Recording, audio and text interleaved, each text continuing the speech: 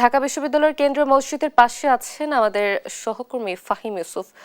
সরাসরি যোগ দিচ্ছেন তিনি। ফাহিম, নিশ্চয়ই শুনতে পাচ্ছেন আমাকে। ওসমান হাদির মরদেহ ক্যাম্পাসে আনা হবে কিনা এবং দাফনের বিষয়ে কি তথ্য আছে আপনার কাছে আমাদের জানাবেন।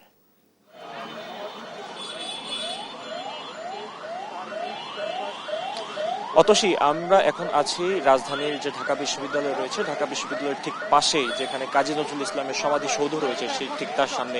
এখানেই কিন্তু ইনকিলাব মঞ্চের মুখপাত্র শরীফ ওসমান হাদির শেষ যে ঠিকানা সেটি হিসেবে নির্ধারণ করা হয়েছে। আমি যদি একটু দেখাতে চাই, এখানে সকাল থেকে যেই পরিষ্কার পরিচ্ছন্ন কার্যক্রম সেটি কিন্তু চলমান ছিল এবং বেলা যত গড়াচ্ছে ততই কিন্তু এই কাজ তারা শেষের দিকে এগিয়ে নিয়ে যাচ্ছেন। আমরা যেটি সবশেষ দেখতে পেয়েছি যে কিছুক্ষণ পর হয়তো খনন কাজ, তার যেই কবর খননের কার্যক্রম সেটি হয়তো কিছুক্ষণ পর শুরু হবে।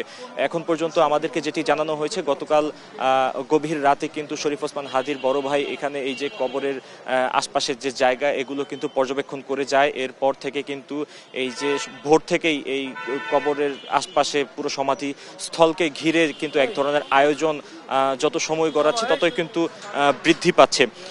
আমি যদি আপনাকে জানিয়ে রাখি যে জুলাই আগস্ট গণঅভ্যুত্থানের অতি পরিচিত মুখ এবং সমসাময়িক বিষয়ে সবথেকে আলোচিত যে ব্যক্তিত্ব শরীফ ওসমান হাদি, তাকে যে হত্যার পরে দেশে এক ধরনের বিক্ষোভ পরিস্থিতি চলমান রয়েছে, সেখানে কিন্তু এই যে তাকে এখানে সমাধিস্থলে সমাধি তৈরির কার্যক্রমকে ঘিরেও কিন্তু তাই প্রচুর নিরাপত্তা ব্যবস্থা নেওয়া হয়েছে। এই মুহূর্তে আপনি দেখতে পাচ্ছেন যে পুলিশ সদস্যের একটি দল কিন্তু সমাধিস্থলের ভেতরে তারা অবস্থান করার জন্য ইতোমধ্যেই প্রবেশ করছেন এবং কিছুক্ষণ আগে আমরা দেখছিলাম যে আর্মড পুলিশ ব্যাটালিয়ন, পুলিশ সদস্য এবং বিজিবি সদস্যদের একটি টিম কিন্তু আমরা শাহবাগ চত্বরে দেখতে পেয়েছি। এছাড়া আমি যদি বলে রাখি যে ঢাকা বিশ্ববিদ্যালয় এবং আশপাশের যে অঞ্চলগুলো রয়েছে সেখানেও কিন্তু নিরাপত্তা জোরদারকরণে এবং যে কোনো ধরনের অপ্রীতিকর ঘটনা এড়াতে কিন্তু এই যে আইন শৃঙ্খলা বাহিনীর যে সদস্যদের উপস্থিতি কিন্তু যত বেলা গড়াচ্ছে ততই কিন্তু বাড়ছে।